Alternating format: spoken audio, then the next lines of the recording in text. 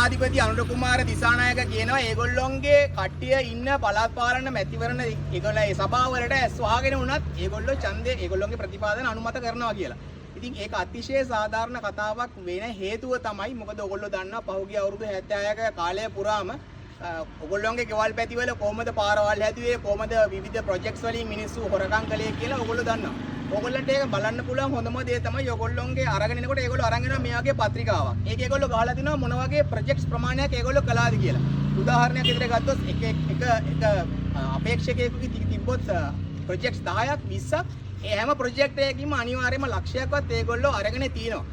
ඒක අපිට හොඳටම තහවුරු වෙන්නේ තිස්ස කුට්ටිආරච්චි මේ ළඟදී ඇවිල්ලා කියනවා ඒගොල්ලෝ ප්‍රොජෙක්ට්ස් ගොඩක් කළා. ඒ හැම එකකින්ම ඒගොල්ලෝ යම්කිසි ප්‍රමාණයක් තියාගත්ත කියලා. ඉතින් ඕගොල්ලන්ට ඒක හොඳටම බලා ගන්න පුළුවන්. ඒ පෞගිය අපේක්ෂකයෝ ඒගොල්ලෝගේ කොහොමද ඒගොල්ලෝ හම්බ කරලා තියෙන විදිය ඊට පස්සේ ඕගොල්ලෝගේ පාරවල් වල යද්දී ඒවා තාර ගැලවෙන හැටි සමහර ප්‍රොජෙක්ට්ස් වල ඒවා ඒ තැන් වල තියෙන මුල් ගල් විතරයි. ඉතින් ඒක නිසා හොරකම් කරන්නේ නැති කෙනෙකුට ඡන්දය දෙන්න කියන එක ඒ හොරකම් කරන්නේ නැති අයව පත් කරන්න කියන එක අනුර කුමාර දිසානායක ජනාධිපතිතුමාගේ හරිම සාධාරණ කාරණාවකට. මොකද හොරකම් කරන බව දැන මිනිස්සුන්ගේ බදු මුදල් ඒ තැන් වලට යන්න ඕනේ නැහැ කියන එක තමයි ජනාධිපතිතුමා ඒකෙන් අදහස් කරන්නේ. ඉතින් ඒක නිසා ඔයගොල්ලෝ හොඳටම දැන ඔයගොල්ලන්ගේ ගම් වලට කිසිම දෙයක් කරන්නේ නැති බව දන්න නිසා මේ පාර ඔයගොල්ලෝ මාලිමාව උඩින්ම දිනවන්න කියලා මම යෝජනා කරනවා. බොහොම ස්තුතියි. මේ 2025 පළාත් පාලන මැතිවරණයේ අවසාන කැන්වසින් එක අද රාත්‍රී 12ට කලින් අපි ඉවර කරා.